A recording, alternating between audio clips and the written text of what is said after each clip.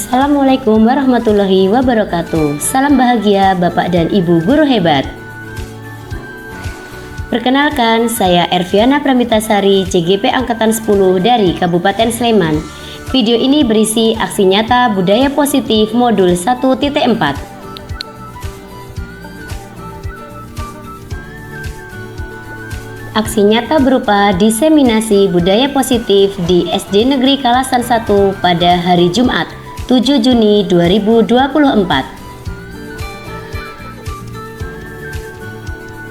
Berikut dokumentasi kegiatan diseminasi yang saya lakukan. Assalamualaikum warahmatullahi wabarakatuh.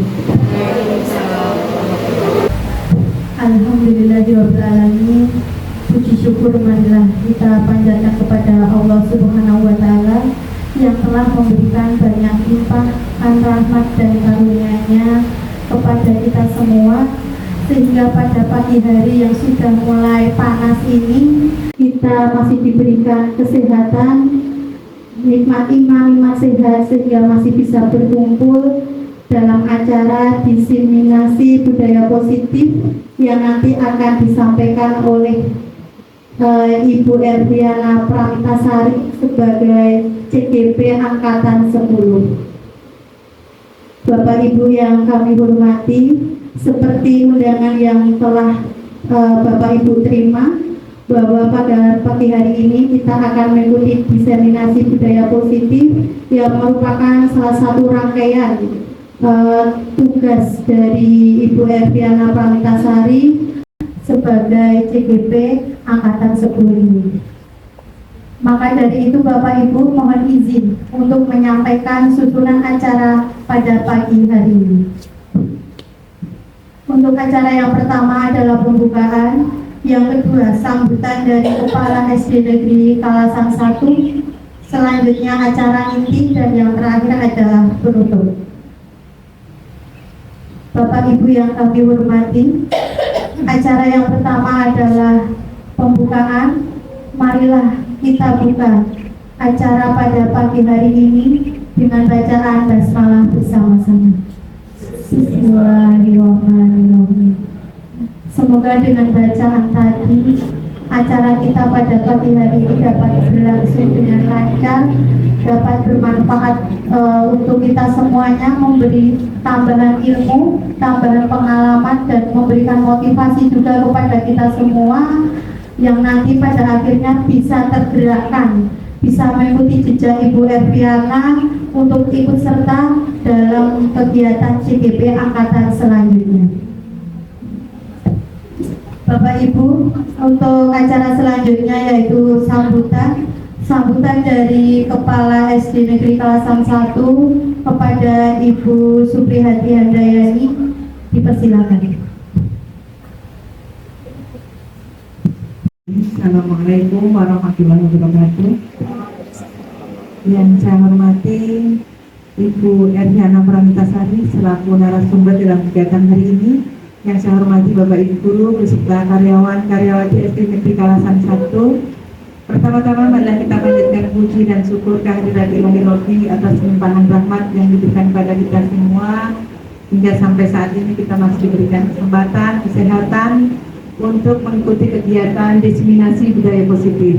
Salawat dan salam semoga tercurah kepada junjungan Nabi Agung Muhammad SAW, kepada keluarga beliau, kepada sahabat beliau. Semoga kita dapat dengan rumah beliau, kita tunggu syafaatnya yang nanti. Amin ya rabbal alamin. Bapak Ibu yang kami hormati, pertama-tama kami mengucapkan terima kasih kepada Ibu Erviana yang telah mengundang kita semua untuk kegiatan pada hari ini.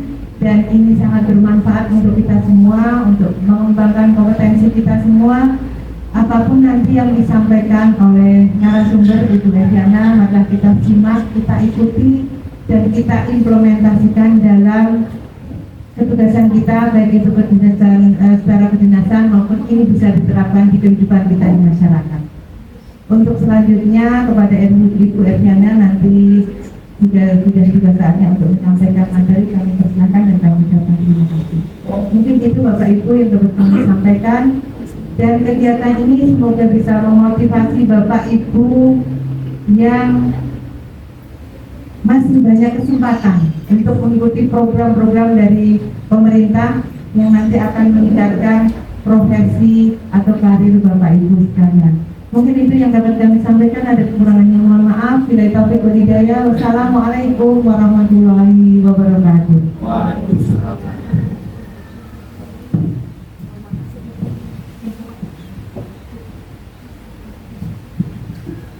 Terima kasih Ibu untuk sambutannya. Semoga harapan dari Ibu tadi dapat tercapai. Amin.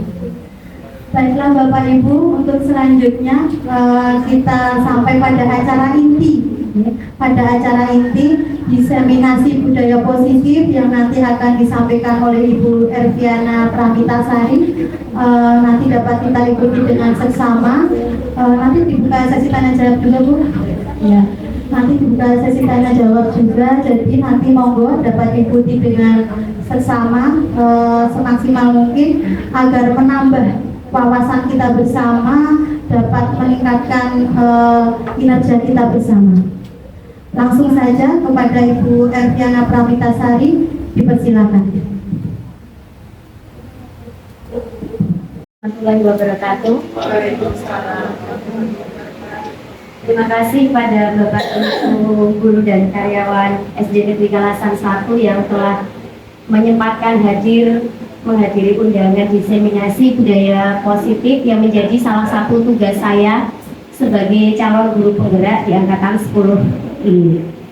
Di sini nanti saya akan menyampaikan beberapa materi yang saya terima selama pembelajaran di modul 1.4 budaya positif. Nah, sebelumnya kita sejenak untuk menggerakkan badan. Monggo Bapak Ibu berdiri sebentar. Kita akan ice breaking sebentar. Lagu ini adalah lagu yang sering dinyanyikan anak-anak. Bapak Ibu guru juga sering menggunakan ini di kelas. Beberapa Bapak Ibu guru saya pernah mendengar menyanyikan lagu ini. Nah, ini nanti selain menyanyi silahkan sambil berjoget mengikuti gerakan yang ada dalam video. Nah, sudah siap Bu Puput? Oke, sambil menunggu sebentar. Atau pakai mikrofon mawon?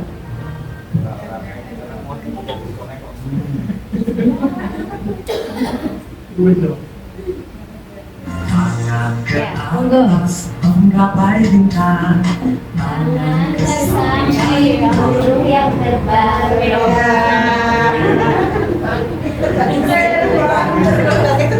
Tangan ke depan dengan berenang, duduk dan latih, siap berdoa. Nggak usah diposting gitu.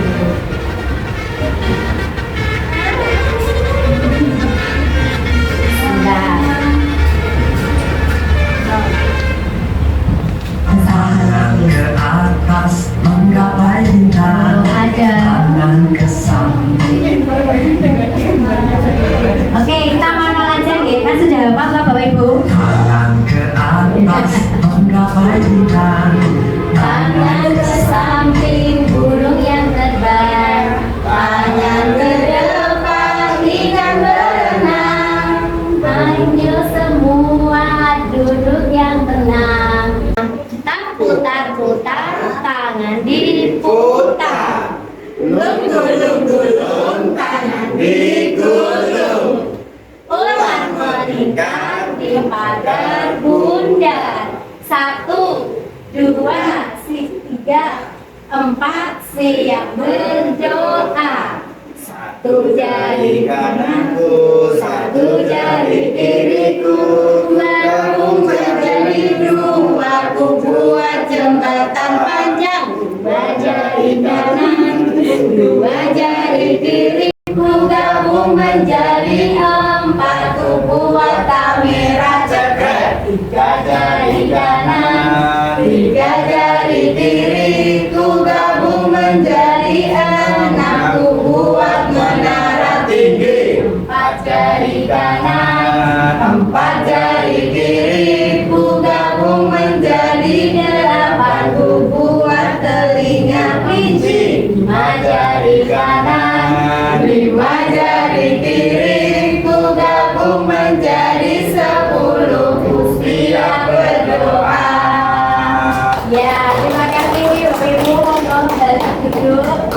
Nah, jadi dengan SD ini biasanya kalau Bapak Ibu di kelas itu akan meningkatkan motivasi semangat anak-anak untuk mulai pembelajaran. Nah, demikian juga untuk hari ini. Nah, di sini kita akan belajar budaya positif. Budaya positif itu dapat dijalankan dengan kita memahami konsep-konsep. Ada beberapa konsep. Nah, ini konsep yang saya terima saat pendidikan kemarin. Yang pertama, disiplin positif. Yang kedua, nilai kebajikan universal. Yang ketiga, motivasi. Yang keempat, hukuman. Yang kelima, penghargaan. Yang keenam, keyakinan kelas. Ketujuh, kebutuhan dasar manusia. Posisi kontrol. Dan yang terakhir adalah segitiga restitusi. Nah, jadi ini materi-materi yang nanti akan saya sampaikan, namun nanti dengan beberapa mawon, jadi nggak perlu detail semua karena Bapak Ibu juga sudah menerima sebelumnya. Untuk yang pertama kita ke disiplin positif. Disiplin itu berarti anak itu bertanggung jawab. Kalau kemarin kita menganggap disiplin itu biasanya apa? Disiplin itu apa biasanya Ibu? Kepatuhan, ngerti ya? Tapi ternyata disiplin itu berarti anak itu bertanggung jawab dan tumbuh kesadaran akan nilai kebajikan universal. Kemudian mengarah pada disiplin yang dapat mengontrol dirinya dalam melakukan segala tindakan. Yang terakhir, murid menyadari dan memahami bahwa disiplin dilakukan karena adanya motivasi internal, bukan karena adanya hukuman atau penghargaan. Jadi sebenarnya itu disiplin itu Bapak Ibu. Jadi bukan kok kepatuhan, gitu. Anak patuh akan aturan itu bukan. Jadi sudah ada keyakinan dari dalam diri si anak untuk melakukan suatu kebajikan. Selanjutnya, nah ini nilai kebajikan universal itu nilai-nilai kebajikan yang disepakati bersama tanpa memandang suku bangsa, agama, bahasa maupun latar belakangnya. Jadi semua orang itu meyakini bahwa itu nilai kebajikan, nilai kebaikan. Beberapa institusi itu mengeluarkan nilai-nilai kebajikan yang diyakini dan disepakati bersama. Nah, salah satunya yang sekarang sedang kita galakkan dalam pendidikan di Indonesia yaitu profil pelajar Pancasila. Jadi ini sebenarnya yang nilai kebajikan universal yang seharusnya ada di sekolah-sekolah, yaitu beriman dan bertakwa kepada Tuhan Yang Maha Esa, berkebinekaan global, gotong royong, mandiri, kreatif, dan bernalar kritis. Jadi ini Bapak Ibu itu sudah harus merotok harusnya deh, karena ini dimensi P5 yang menjadi nilai kebajikan. Nah, institusi lain dalam pendidikan pun ada nilai kebajikan yang mereka tampilkan. Nah, ini ada IPO Primary Years Program. Nah, sikap murid, nah seperti ini banyak sekali. Kemudian masih ada lagi selanjutnya buku. Nah, ini 9 pilar karakter. Nah, ini semuanya berdasarkan nilai kebajikan yang mereka anggap paling penting bagi institusi mereka. Kemudian, nah, petunjuk seumur hidup, keterampilan hidup, lifelong, nah, with wise. Selanjutnya, petunjuk hidupnya, peduli, penawaran, dan sebagainya. The 7 Essential Virtues. Nah, ini juga. Nah, ini jadi nilai-nilai kebajikan di beberapa institusi itu ada bermacam-macam. Nah, dari semua nilai-nilai kebajikan itu, intinya mereka itu bermuara pada nilai kebajikan yang sebenarnya diyakini oleh semuanya, hampir sama. Saling memiliki nilai kebajikan yang sama karena nilai-nilai tersebut universal. Selain ini ada juga kalau Bapak Ibu ikut pramuka itu kan jasa dharma. Nah, itu kan rela menolong, semuanya itu adalah nilai-nilai kebajikan. Selanjutnya mengukur. Nah, kemudian kita masuk ke motivasi perilaku manusia. Setiap manusia dalam melakukan tindakan itu pasti memiliki motivasi dari dirinya. Yang pertama, untuk menghindari hukuman atau ketidaknyamanan. Yang kedua, untuk mendapatkan imbalan atau penghargaan. Dan yang ketiga ini karena adanya kesadaran bertanggung jawab menghargai diri sendiri dengan nilai yang dipercaya. Nah, Jadi setiap kita itu kalau melakukan sesuatu itu pasti motivasinya 3 itu. Kemudian kita masuk ke hukuman, konsekuensi, dan restitusi. Nah, ini yang sering sekali kita dengarkan dan kita itu sering juga. Yang terakhir kemarin kita menemukan karena di PNM keluar, ya. Jadi kita menemukan ini hukuman yang pertama. Hukuman itu akibat dari tindakan yang dilakukan dan dia itu tidak terencana, teman-teman. Kemudian bersifat negatif dan bertujuan untuk menghukum, berkapok. Nah, itu loh biasanya kalau hukuman itu seperti itu, dan membuat tidak nyaman dalam jangka waktu panjang. Akan teringat oleh anak yang dihukum itu, dan dia itu karena dia tidak terencana, wes apa yang ada di pikiran dia itu jadi hukuman. Misalnya anak telat, sekarang kamu telat, silahkan lari keliling lapangan. Nah, itu hukuman karena tidak terencana dan tidak nyambung. Hubungannya telat dengan lari apa? Malah semakin telat masuk kelas ya kalau ditambah lari. Nah, itu hukuman. Sedangkan berikutnya adalah konsekuensi. Kalau konsekuensi ini masih agak naik dikit levelnya. Dia itu sebentar. Ini ada kesalahan dalam ininya keliru. Nah, membuat tidak nyaman dalam jangka waktu yang pendek. Konsekuensi itu apa yang diterima, akibat yang diterima setelah melakukan sesuatu. Ya, jadi mohon maaf ini yang slide ini masih salah, ini yang slide tadi. Jadi kalau kita belajar konsekuensinya dapat nilai bagus. Nah, tapi biasanya konsekuensi itu kalau sesuatu yang negatif. Kalau nggak belajar konsekuensinya, ya udah nilainya jelek. Nah, itu kalau konsekuensi. Nah, kalau dalam suatu kita anak-anak salah, konsekuensinya misalnya Pak Arifin guru olahraga, ada siswa yang telat datang, kemudian diminta untuk lari keliling lapangan. Nah, itu sesuai karena olahraga, itu masuk sesuai dengan kesalahannya pada waktu itu. Kemudian dia tidak nyamannya hanya jangka waktu pendek, ya cuman waktu itu dia merasa tidak nyaman. Terus konsekuensinya relevan ya tadi ya, seperti guru olahraga, konsekuensinya ya hubungannya dengan olahraga. Dan kalau konsekuensi itu sudah berdasarkan kesepakatan. Kemudian restitusi, nah ini yang menjadi harapan. Menciptakan kondisi, jadi kita itu menciptakan kondisi agar murid itu memperbaiki kesalahannya.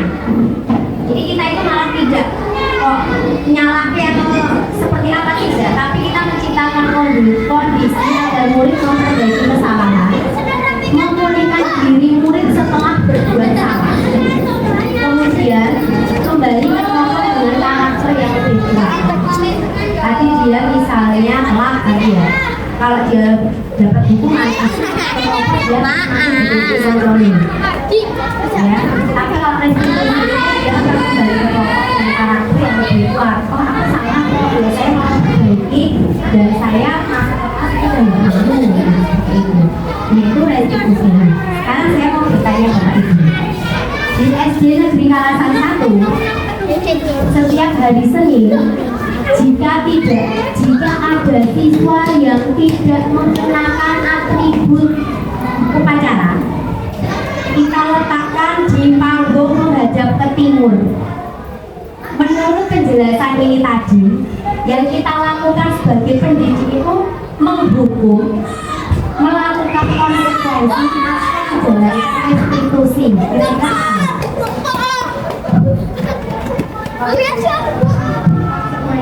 Konsekuensi yang lainnya hukuman. Kenapa berikut hukuman?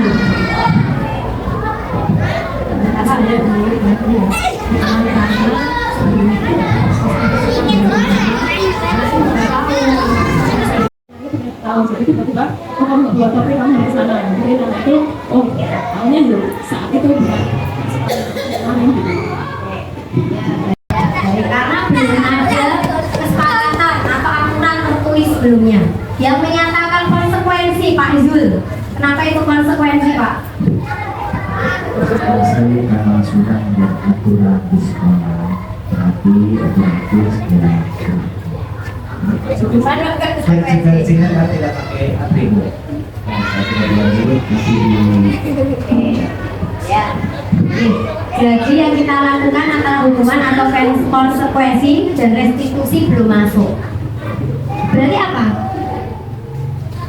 Kalau itu sudah disebutkan sebelumnya, semua siswa SD Negeri Kalasan 1 sudah tahu, maka itu konsekuensi. Namun jika yang tahu mungkin hanya murid kelas 2 sampai kelas 6 karena wis tahu ngalami, sedangkan murid kelas 1 yang baru datang, murid baru mungkin ya juga mengalami itu, maka itu bukan masuk konsekuensi tapi masuknya hukuman. Jadi yang menjadi garis bawah, kalau itu sudah menjadi kesepakatan atau belum. Kalau itu menjadi kesepakatan sekolah, maka itu menjadi konsekuensi anak tersebut. Namun jika sekolah ini belum pernah sekalipun mensosialisasikan, apalagi bilang ke muridnya, tiba-tiba datangnya telat, lali ranggo topi, puanas di PP, berarti kita sudah menjadi seorang penghukum, Bapak Ibu.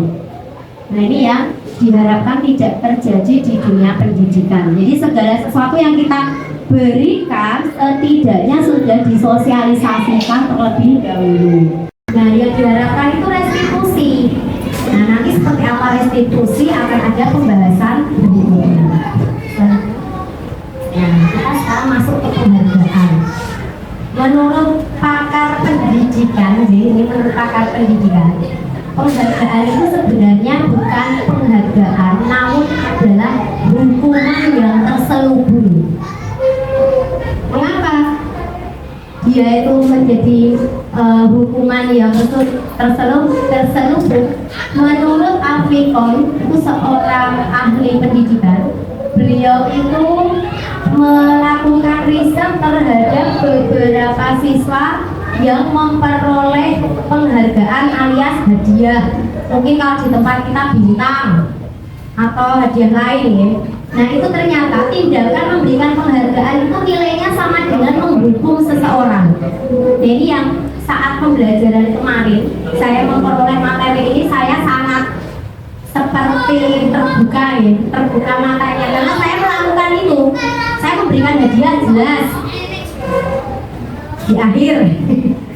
Kalau kita ini ya Bu dapat peringkat 1, 2, 3. Nah kemudian tindakan untuk mau belajar itu malah sebenarnya penghargaan yang sesungguhnya. Nah jadi penghargaan yang dilihat itu adalah yang secara fisik maupun non fisik ya. Seperti kita cuma jos, kan sebenarnya nggak fisik ya. Tetapi ini ya sebenarnya rada kalau saya itu kok rada bertolak belakang. Tapi nanti ada penjelasannya lagi. Jadi tidak kok serta-merta terus nggak boleh ngasih hadiah itu tidak. Nah berikutnya dampak pemberian hadiah itu efektif dalam jangka pendek. Jadi misalnya kalau dikasih bintang, wah semangat nih sinau. Tiba-tiba nggak ngasih nih, aduh semangatnya turun, anaknya nanyain dapat entah nggak Bu? Itu pernah terjadi juga. Yang kedua, menghilangkan motivasi internal. Jadi dia itu belajar bukan karena dia butuh belajar, dia butuh menghargai diri sendiri, tapi karena dia ingin mendapatkan bintang atau penghargaan. Nah, yang ketiga ini yang ditakutkan, merusak hubungan. Sing oleh bintang ya oleh bintang, sing ra oleh ya ra oleh. Padahal niat kita sebagai pendidik agar yang nggak pernah dapat ini memiliki motivasi biar belajarnya semangat gitu. Tapi itu malah merusak hubungan. Ada di diri anak itu merasa kok aku nggak kayak dia. Nah jadi seperti ada rasa yang tidak baik dengan anak yang sering mendapatkan penghargaan. Kemudian mengurangi ketepatan. Nah, mengurangi ketepatan ini artinya seperti Bu Diah kemarin aku memberikan doorpress itu. Wes lakon jawab yang penting piye caranya biar dapat dukungan. Padahal tujuannya biar menjawab yang tepat. Nah, itu mengurangi ketepatan di situ.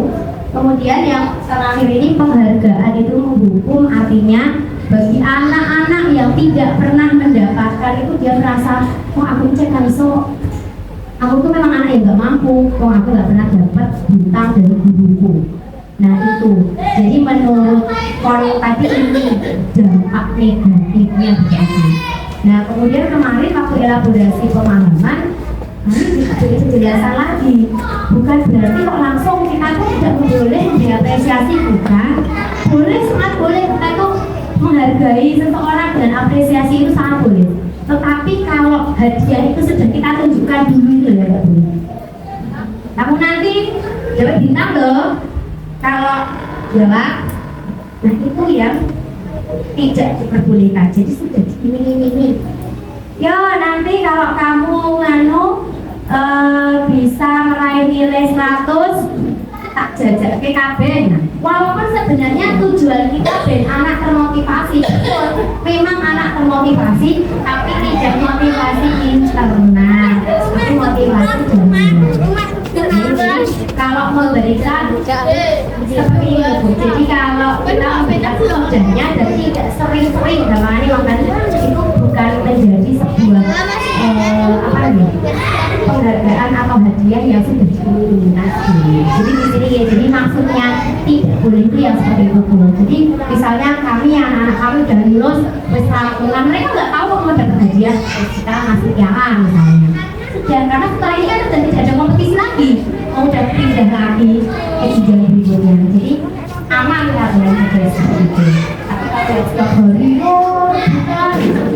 kita dikumpulkan di akhir semester, itu ya mohon maaf, sangat jarang. Walaupun dulu sekolah kita pernah melakukan itu, alhamdulillah sudah insaf ya. Sudah tidak ada karena papannya sudah hilang. Papanya sudah hilang, dicat, jadi sudah hilang itu semua, tidak dilanjutkan, alhamdulillah itu. Karena nanti akan hitungan poin itu menyakitkan bagi anak yang nggak punya poin. Mungkin dia punya kalian di hal lain, bukan di akademik, kok dipaksa dapat bintang di akademik yang nggak bisa. Begitu pula anak kita belajar, kalau kita paksa anak kita belajar dapat bagus, suruh dapat bintang di bola, dia juga nggak bakalan dapat. Jadi seperti itu penjelasannya. Lanjut, nah kita sudah masuk ke keyakinan kelas atau keyakinan sekolah yang kemarin tidak dibahas oleh Bu Sri ya, karena saya yang mendapatkan tugas.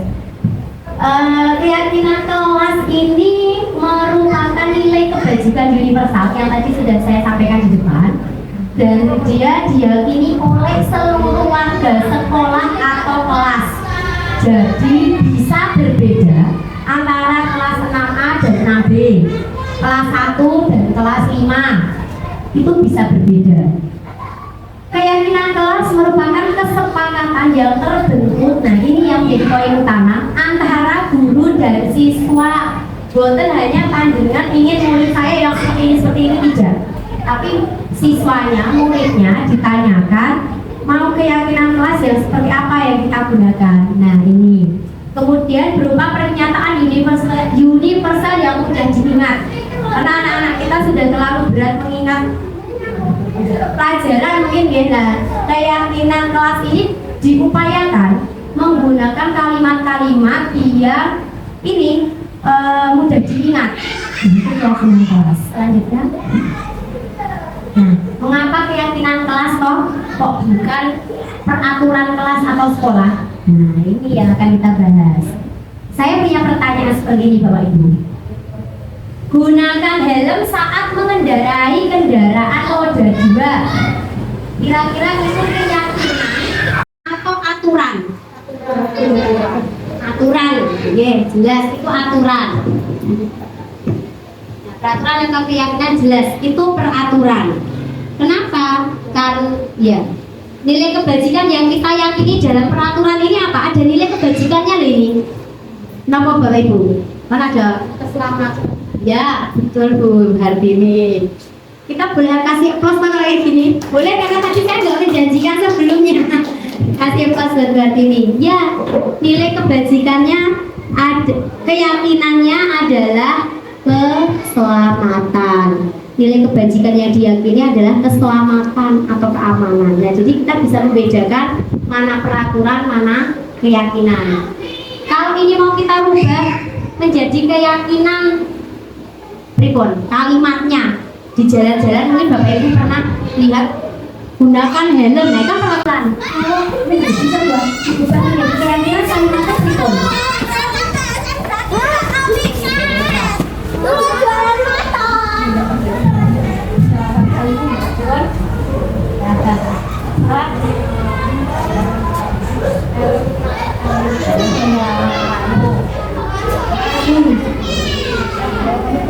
oke. Nah, jadi itu aturan sifat dan keyakinan. Keyakinannya adalah keselamatannya. Berarti kalau dirubah, nah jagalah keselamatan diri dan orang lain. Jadi memang lebih bersifat universal, umum nih loh. Nah, nanti apa sih jaga itu apa aja? Nah, itu maksudnya nanti keaturan. Jadi kalau kita di tol itu kan sering kali kita lakukan jagalah keselamatan diri dan orang lain. Nah, ini yang saya mau tanya nih ke Bapak Ibu. Laras. Sebentar. Kembalikan barang ke tempatnya. Nilai kebajikan yang diharapkan apa yang dituju? Tata dan keteraturan bisa. Apalagi Bu, selain keteraturan, kembalikan barangnya loh, itu tadi udah buat mainan kan. Jujuran bisa. Tanggung jawab. Nih Bu. Hadir di sekolah 15 menit sebelum pembelajaran dimulai, itu kan peraturan. Nah, kalau kita mau bikin itu jadi keyakinan kan kita cari nilai kebajikannya dulu. Apa nilai kebajikannya? Disiplin. Kenapa menjadi tepat waktu? Karena disiplin tadi kan panjang luas juga. Gunakanlah masker. Gunakanlah masker. Apa Bu Dita yang menggunakan masker? Jangan menggunakan masker, jangan pasti punya nilai kebajikan. Kira-kira apa nilai kebajikannya Bu? Menjaga diri dan orang lain. Menjaga kesehatan diri sendiri dan orang lain. Menjaga kesehatan. Tepuk tangan untuk Bu Dita. Ya betul, menjaga kesehatan. Nah ini tidak mengejek teman. Iya. Menyayangi bisa. Toleransi. Berarti toleransi, menyayangi. Kesopanan bisa. Bisa. Nah, jadi nilai kebajikannya dari yang saya lakukan dari itu sebenarnya ada banyak sekali. Bisa tadi kayak yang tanggung jawab itu kerapian, yang tadi yang pertama tadi mengembalikan barang. Kemudian yang terakhir tadi tidak berbicara kotor tadi, menghargai juga bisa masuk. Nah, inilah perbedaan antara peraturan dan keyakinan. Keyakinan itu kalau Bapak Ibu besok kalau ajaran baru mau membuat, itu nanti nilai kebajikannya dulu baru dibuat kalimat. Jadi seperti itu. Karena yang sering terjadi itu tulisannya keyakinan kelas, isinya peraturan. Itu kelas kita ya. Itu kelas 6. Saya nggak tahu kalau kelas 6 itu kalau selain kelas 6 apa. Jadi kami itu nulisnya keyakinan kelas, mantep gitu loh. Pokoknya kalau isinya jebol setelah saya mendapatkan pelajaran ini, ternyata itu isinya peraturan kelas. Jadi boleh tidak ada peraturan? Boleh sekali. Peraturan itu kan yang tertulis, keyakinan itu yang hanya diyakini di kelas itu saja. Bisa jadi di kelas saya tidak diyakini kan bisa. Dia mau kelas selanjutnya. Nah ini saya memberikan contoh kelas atas dari kelas bawah. Kalau Bapak Ibu besok mau membuat keyakinan kelas, ya seperti ini. Setiap anggota kelas perlu belajar, setiap anggota kelas perlu senang. Seperti ini, kan kesenangan. Setiap anggota kelas perlu melakukan tugas, setiap anggota kelas perlu saling menghargai, setiap anggota kelas perlu merasa aman. Nah, kalau kelas 1, gunakan kalimat-kalimat yang memang itu tadi mudah dipahami. Kemudian contoh keyakinan kelas yang berikutnya untuk kelas 5. Nah, ini kalimatnya sudah mulai levelnya dinaikkan. Selalu bersikap positif, senantiasa menjadi diri terbaik. Nah, diri terbaik itu dia mau berusaha mendapat nilai bagus, atau dia mau diri terbaik versi dia itu kalau dia mungkin berbicara sopan atau seperti apa. Nah, jadi memang lebih global, lebih universal kalau keyakinan. Percaya dan menghormati orang lain serta barang miliknya. Karena kalau di kelas saya yakin kok di kelas bawah itu jarang silih-silihan alat tulisnya bukan berdiri. Hilang orang rasa hilang kalau di kelas 1 sampai orang tua itu pensil kok tahu-tahu udah habis. Itu kalau kelas 1. Tapi di kelas 4, 5, 6 itu ada jurus stick tebal itu ada. Nah itu makanya biasanya menjadi keyakinan mereka. Jadi harus menghargai barang milik orang lain juga milih berarti. Nah itu kan. Kemudian berkomitmen terhadap tugas dan senantiasa membantu. Nah itu biasanya Bapak Ibu keyakinan kelas. Dan ini sebenarnya yang diminta juga harus ada di setiap kelas. peraturan. Kalau peraturan kan biasanya peraturan sekolah gitu. Peraturan sekolah itu kita peraturan itu dari jiwa guru kepala sekolah tentang peraturan. Tapi kalau keyakinan itu dari peraturan tadi kita turunkan dari peraturan kita. Nah, sekarang ini kita masuk ke kebutuhan dasar. Kita sebagai manusia itu kebutuhan dasarnya itu cuma ada 5 berarti. Yang pertama, kebutuhan dasar itu bertahan hidup, makan, menggunakan pakaian, istirahat. Yang kita lakukan di sini untuk bekerja itu kita kebutuhan apa, Bu? Bertahan hidup ya, Bu. Ada rambut gawe orang lain gaji. Berikut, Kalau enggak gaya hidup. Enggak hidup, Pak. Kalau enggak kerja enggak hidup. Nah, itu kita akui saja. Kemudian kebutuhan dasar yang berikutnya kasih sayang dan rasa diterima. Nah, gitu kita ingin sekali seperti itu mendapatkan kebutuhan ini tercukupi. Kemudian kebebasan, kesenangan dan penguasaan. Penguasaan itu artinya kita itu diakoni, diakui kebisaannya itu diakui oleh orang lain. Nah, jadi ini kebutuhan dasar manusia yang semuanya ada di diri kita kok Bapak Ibu. Terus kasih sayang dan rasa diterima ini misalnya Bu Ibu tadi katanya bekerja, kalau bekerja nggak hidup kan kita hidup. Kalau kasih sayang dan rasa diterima, kira-kira apa contohnya? Dengan kasih sayang dan diterima mungkin kita bekerja apa kita bersosialisasi dan juga teman kita mendapatkan rasa sayang dan juga perasaan berteman dengan saya, berarti saya terima oleh dia.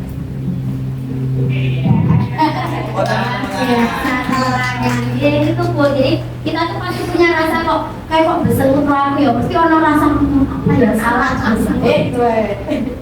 apa ya salah dari saya. Kebebasan, wah Pak Arifin, contoh Pak Arifin nanti Pak Arifin tergeser ke belusi monggo bebas Pak, dengan apa? Saya cuma di lingkungan kebebasan Kebebasan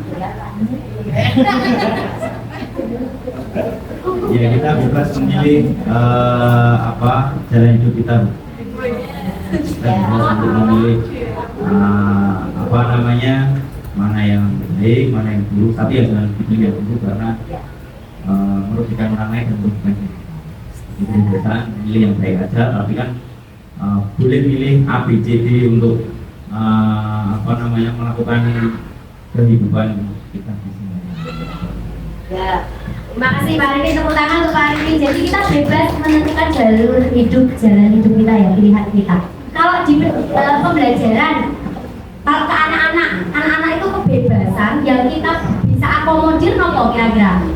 Jadi kita memenuhi kebutuhan dasar kebebasannya anak-anak, kita penuhi. Kira-kira apa Bu? Pak? Kebebasan mengembangkan bakatnya, mungkin dari segi inteleknya masih ini, tapi dia punya kemampuan Ya, terus jadi kita kebebasan mengembangkan bakatnya. Seperti di SD kita ini, kita juga ada ekstra yang nanti ekstra pilihan itu ya, itu kan kita memberikan kebebasan. Sampai nggak pengen nilai ekstra pun kalau di tempat kita boleh.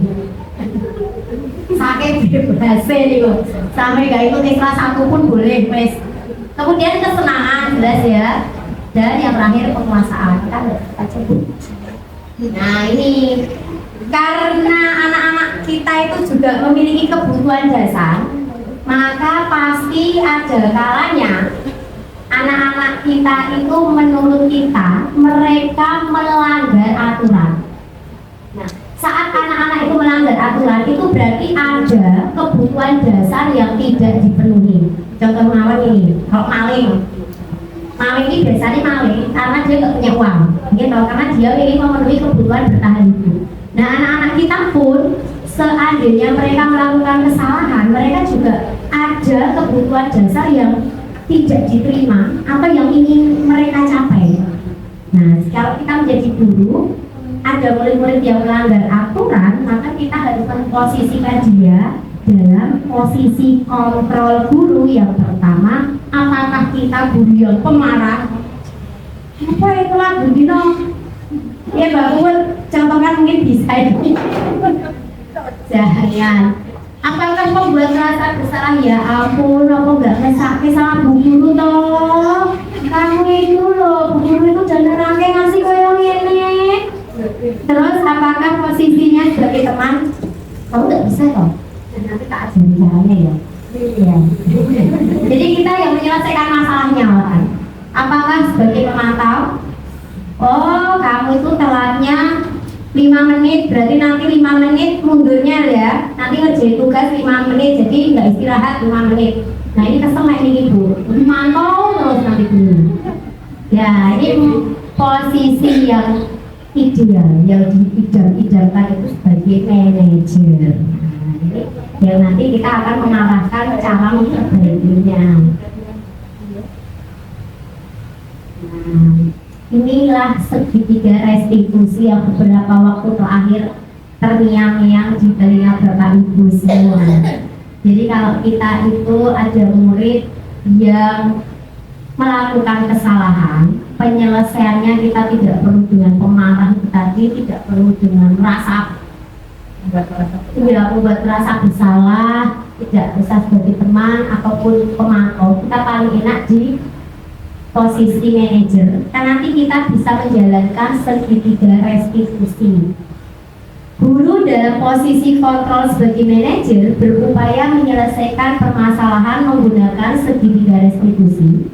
Segitiga restitusi itu merupakan proses dialog. Jadi kita ngobrol sama yang salah itu, anak yang melakukan kesalahan, yang dijalankan oleh guru atau orang tua agar dapat menghasilkan murid yang mandiri dan bertanggung jawab. Nah ini memang agak susah ya karena panjang. Jadi kita prosesnya sangat panjang, tapi nanti anak itu tanggung jawab tuh yo. Bisa aku nggak bakal kayak gini lagi karena aku tuh pengen jadi anak yang seperti ini loh. Kemudian lanjut Bu. Nah ini segitiga restitusi ini seperti ini. Nanti sisi pertama itu menstabilkan identitas. Menstabilkan identitas itu jadi kalau anak itu salah kita itu stabilkan dulu. Jadi oh kamu salah ya nggak apa-apa, manusia itu tempatnya salah, guru itu juga pernah salah kok. Jadi kita stabilkan dulu, bukan berarti perbuatanmu itu benar tidak. Ya tidak membenarkan, tapi kita stabilkan dulu yo. Kalau salah ya wajar seperti itu. Jadi kita stabilkan dulu karena biasanya anak-anak yang dalam posisi bersalah itu emosinya masih belum stabil, misalnya kalau dikelahi dengan teman, misalnya itu terus buru-buru. Jadi kita stabilkan dulu. Kemudian yang kedua, validasi tindakan yang salah. Kita validasi dulu tindakan tadi ngapain tau? Saya mukul Bu. Nah kok mukul kenapa? Nah, kita korek terus ya, kita tanya-tanya terus. Ya di validasi ini kita nggak langsung oh gue salah nggak, gue ngerti ngono malah. Nah itu nggak jadi validasi. Jadi kita oh iya kamu mukul ya karena kamu nggak bisa nahan emosi ya. Jadi masih kita nek bahasa Jawa ini sebenarnya ngelerem Bu. Ketika restitusi itu kita ngelerem ya memang kamu tadi mukul ya. Untung kamu cuma mukul ya Mas ya, nggak sampai yang lainnya kamu banting atau yang lainnya. Intinya kue ini salahnya ya wis.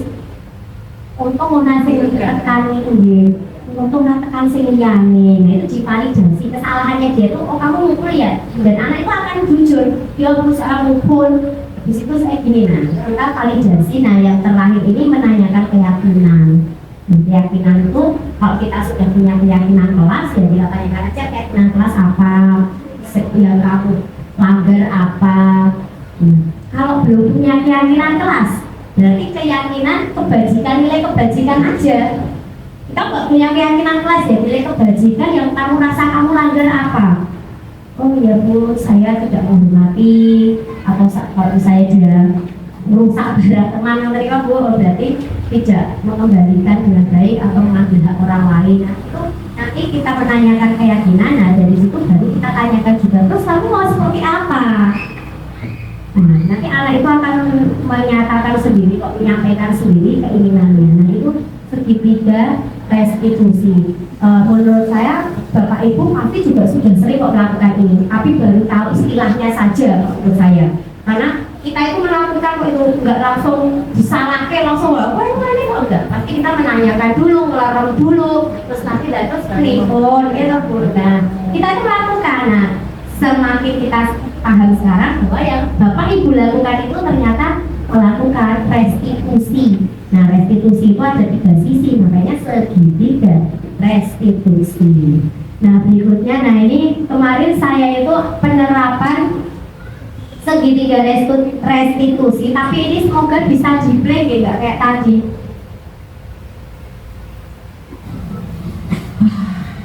Siang aja Bin, capek ya? Ya. Kamu tahu nggak kenapa perjuangan kamu sendiri? Oh iya, kenapa kamu terlambat? Saya bermain bola tidak harus dengan teman-teman.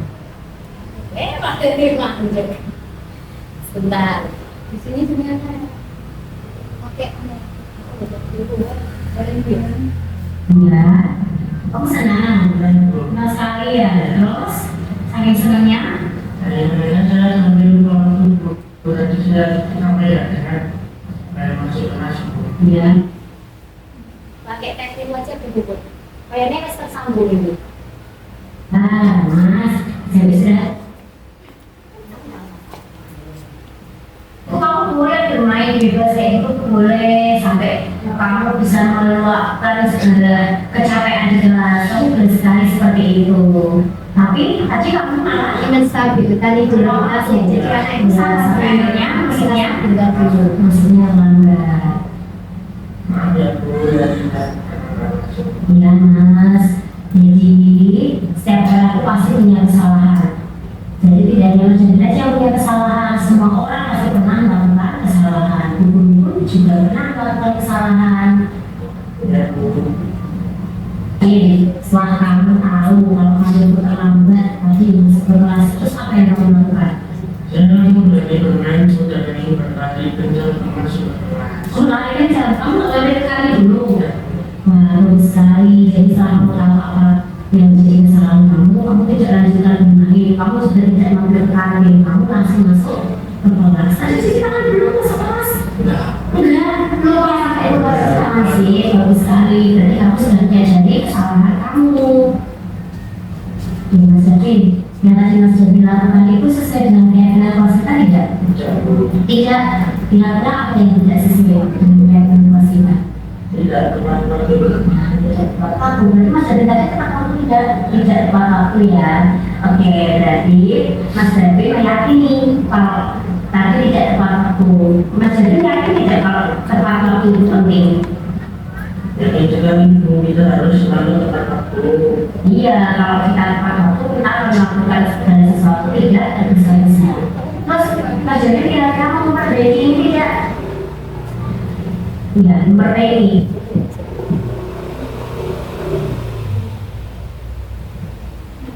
Nah, jadi kurang lebih seperti itu. Jadi kita itu menanyakan strategi identitas, kemudian validasi tindakan yang salah. Salahnya itu apa kawan? Jadi anak itu biar tahu dulu loh salahnya itu apa. Nah kemudian kalau mau jadi terakhir menanyakan kira-kira jadi seseorang yang seperti apa? Manajemen yang tepat waktu dan memanfaatkan waktu sebaik-baiknya Bu, dan tidak bermain sampai lupa waktu. Ya, kalau kamu sudah menjelaskan seperti itu karena yang kalau Mas apa Mas? Artinya mana?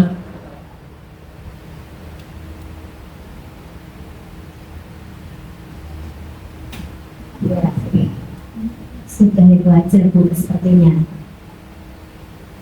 Sampai ke perasaan dulu mungkin ini kita Raisa ya.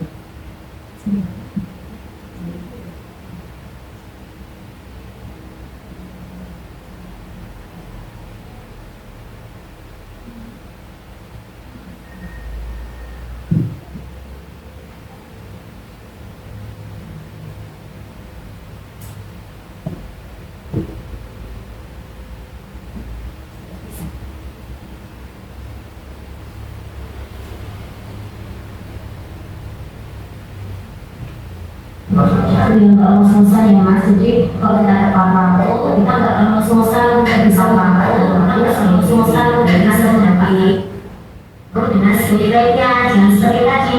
Oke, sudah sekarang silahkan kamu kembali ke kelas.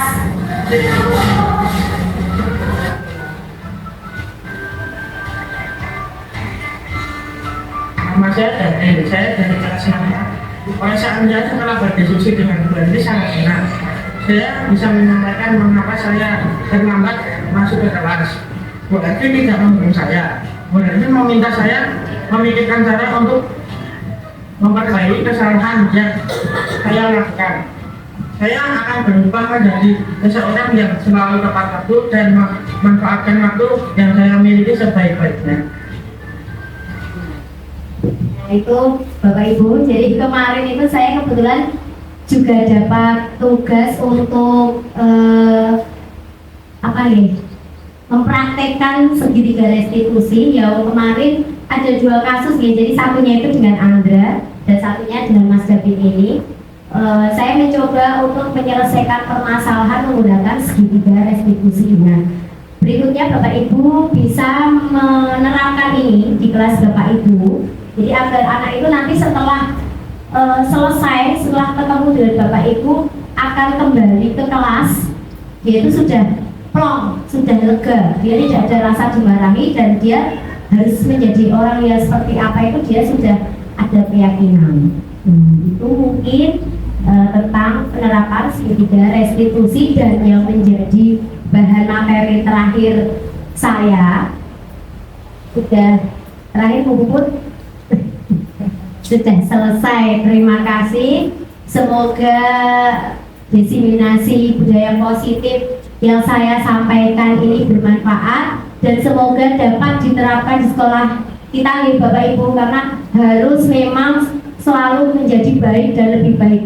Tidak hanya baik dalam hal akademis, tapi yang jelas ini tadi loh, anak-anak itu merasa senang di sekolah dulu, bahagia, karena kuncinya adalah bahagia. Jangan sampai anak-anak itu di sekolah malah kok tertekan karo gurune, tertekan karo peraturane. Nah mungkin itu yang tidak kita harapkan. Jadi anak-anak bahagia, saat sudah bahagia insya Allah kita bisa mendidik dengan cara terbaik agar anak-anak mendapatkan pembelajaran yang baik pula. Demikian dari saya, kurang lebihnya terima kasih. Wassalamualaikum warahmatullahi wabarakatuh.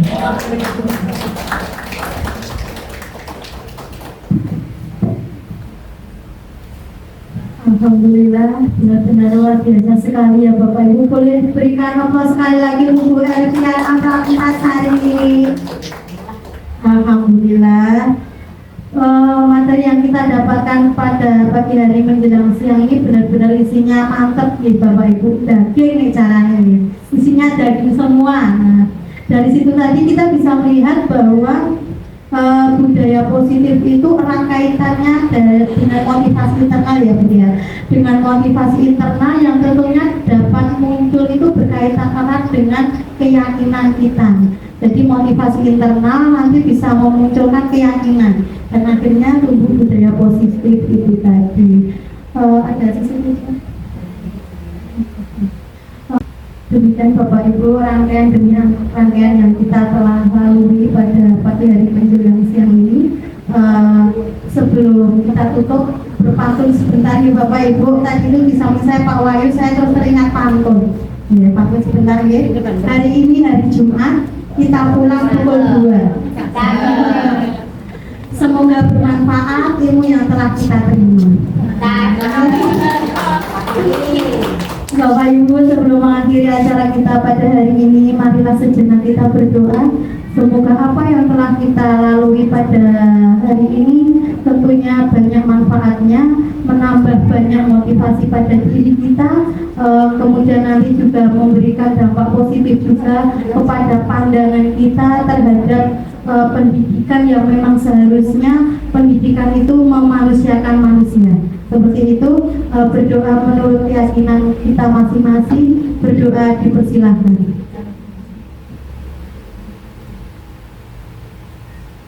Terima kasih. Akhir kata, terima kasih untuk kehadirannya. Wassalamualaikum warahmatullahi wabarakatuh.